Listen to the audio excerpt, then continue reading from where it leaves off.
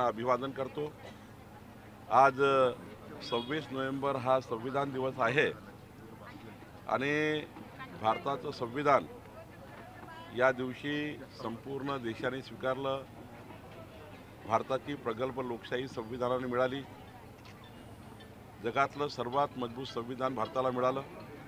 140 कोटी भारतीय, विविध समाजाचे, विविध धर्माचे लोक आता संविधान स्वीकारल्यापासून एकत्रित कुटुंब म्हणून या देशामध्ये राहतात आणि अशा संविधान दिनी आपण या ठिकाणी महामानव डॉक्टर बाबासाहेब आंबेडकरांना मी अभिवादन करतो।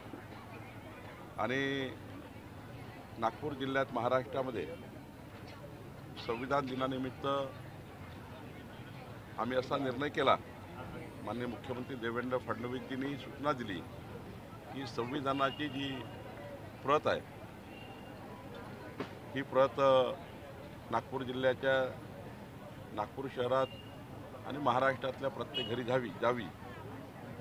संविधानाची उद्देशिका ही आम्ही प्रत्येक घरी देण्याचा निर्णय करतो आहे।